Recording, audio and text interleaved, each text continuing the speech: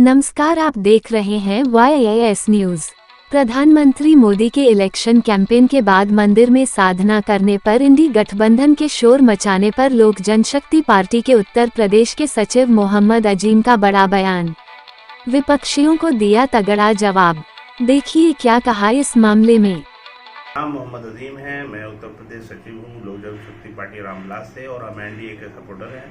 हम बिहार में 5 सीटों के साथ माननीय चिराग पासवान जी की नेतृत्व में और माननीय नरेंद्र मोदी जी प्रधानमंत्री के नेतृत्व में पूरे बिहार में जो है 5 सीटों पर चुनाव लड़ रहे हैं, जिसमें हाजीपुर सीट जो है बहुत ज़्यादा हाईलाइट है, जिसमें राष्ट्रीय अध्यक्ष माननीय चिराग पासवान जी चुनाव लड़ रहे हैं। इसमें मैं एक क्वेश्चन पूछना चाहूँगा। आज इस समय बड़ा ये मुद्दा विपक्ष के लोगों ने बड़ा उठा रखा है कि अभी चूंकि कल चुनाव है और जो चुनाव में एडवर्टीजमेंट की समय सीमा होती है इलेक्शन कैंपेनिंग की, वो कल समाप्त हो चुकी है।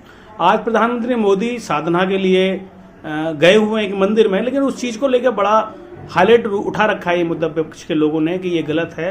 ये कैसे देखते हैं आप इस चीज़ को? इस चीज़ के बारे में मेरा कहता है कि हम लोग इस्लाम धर्म को फॉलो करते हैं और हमारा धर्म जो है किसी भी धर्म को बुरा नहीं कहता है। और रही साधना की बात, तो माननीय प्रधानमंत्री जी जो है इलेक्शन कैंपेनिंग के बाद अगर अपनी साधना का करना चाहते हैं या देश को साधना करके देश को एक मैसेज देना चाहते हैं कि भाई अपना काम करने के बाद आदमी को भगवान को याद करना चाहिए, ईश्वर को याद करना चाहिए। जैसे हम लोग पर फ्राइडे, और वैसे तो हम लोगों पे 5 टाइम की नमाज फर्ज है और फ्राइडे के दिन हमें जो है अहम माना जाता है। तो अगर कोई भी काम करने के बाद अगर कोई देश का प्रधानमंत्री या राष्ट्रपति या कोई भी पर्सन अपने मौलिक अधिकारों के आधार पे अगर कोई काम करता है तो शायद उसको लगता है तो वो इलेक्शन कमीशन उसमें कोई दखल नहीं दे सकता। देश में जैसे कांग्रेस पार्टी के राहुल गांधी जी हैं और अन्य दल हैं, इंडिया गठबंधन के जितने भी लोग हैं, वो इस तरीके के मुद्दों को उठाकर माननीय नरेंद्र मोदी जी की छवि को धूमिल करना चाह रहे हैं।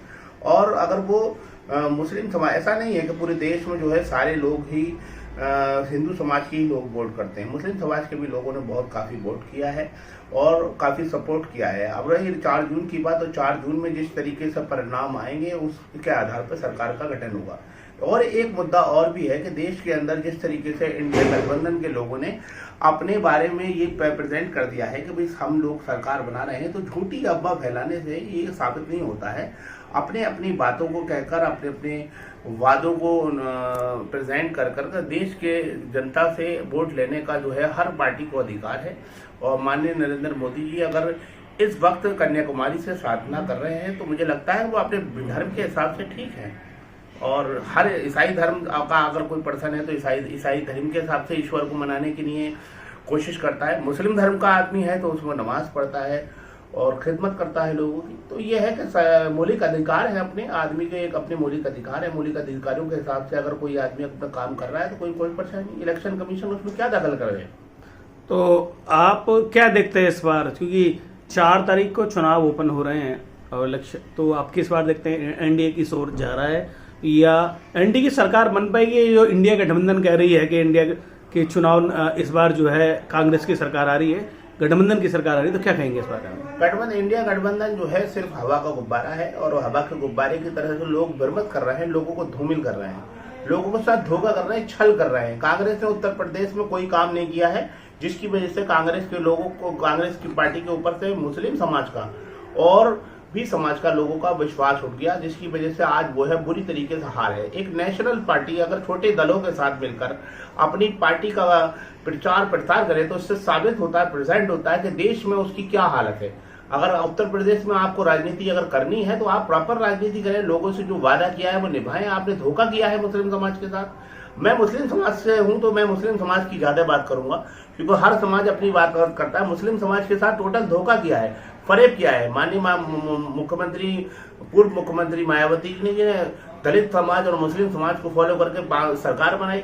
उसके बाद जो है माननीय अखिलेश यादव जी ने भी यादव समाज और मुस्लिम समाज को लेकर सरकार बनाई। आज ये लोग परेशान हैं क्योंकि मोदी जी ने इस पर पूरा फॉलोनेस कर रखा है।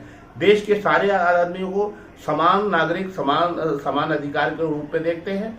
और अगर वो इलेक्शन कमीशन के बाद भी अगर कुछ करना चाहते हैं, साधना किया है, तो मैं फिर पॉइंट ऑफ व्यू पे आऊंगा साधना के बारे में कि साधना जो है किसी को साधना करने से किसी को नहीं रोका जा सकता। वो उसके अपने मौलिक अधिकार हैं, उसके अपने मौलिक अधिकार हैं, उसको उस पर वो अपने प्रॉपर काम कर सकते हैं।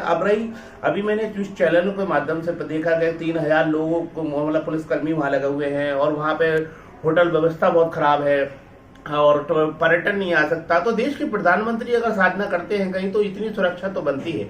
जिसने 10 साल सेवा की हो, और चाहे वो सेवा का क्रेडिट आप उनसे बुरा बता रहे हैं, आप ही तो बुरा बता रहे हैं, पब्लिक तो बुरा नहीं बता रही ना। पब्लिक ने क्या कहा है, क्या नहीं कहा है, क्या उन्होंने पब्लिक के साथ किया। देश के अंदर 84 करोड़ मतलब 80 करोड़ लोगों से ज्यादा जो है राशन वितरित किया जाता है, जिसमें से सब लोग फ्री राशन का लाभ उठाते हैं। उसमें सारे लोग हैं, हिंदू, मुस्लिम, सिख, ईसाई, सारे देश के लोग हैं और सारी जाति के लोग उसमें जो है काम करते हैं। सब लोगों को लाभ होता है। और देश के प्रधानमंत्री पे एकदम से इतना बड़ा लांछन उठाना, माननीय तेजस्वी यादव जी जो बिहार के उप डिप्टी सीएम रहे हैं, उन्होंने नीतीश कुमार जी के साथ बहुत अच्छा काम किया, लोगों से वादे किए। आज वो गफलत में अपनी अपनी बात कर रहे हैं, छोटा सा ट्रेंड बना कर डाल दे रहे हैं कि साहब वो क्या सरकार आएगी या नहीं आएगी। आप ही लोगों को ही नहीं पता कि सरकार आएगी या नहीं आएगी। 4 जून में मेरा मानना है कि पूरे देश के अंदर भारतीय जनता पार्टी पूर्ण बहुमत के साथ सरकार बनाएगी और लोगों के प्रति जो उसका विश्वास है वो हमेशा बना रहेगा। और लोगों के प्रति जैसे जैसे काम माननीय नरेंद्र मोदी जी ने किए हैं या भारतीय जनता पार्टी के द्वारा किया है, हम लोगों का मानना है कि देश में जिस भी समाज का आदमी रहता है उस समाज के आदमी को ये स्वीकार करना चाहिए कि जब भारत का देश का प्रधानमंत्री और या वो सरकार उसके लिए सही है या गलत है। ये चंद नेता जो लोग बदले की राजनीति के भाव से काम कर रहे हैं, तो वो लोग एक तरीके से गलत हैं सरासर। 4 जून में मेरा मानना है कि पूरे देश में बहुत अच्छा प्रेजेंट रहेगा और बहुत अच्छी तरीके से हम लोग सरकार बना रहे हैं। जी धन्यवाद।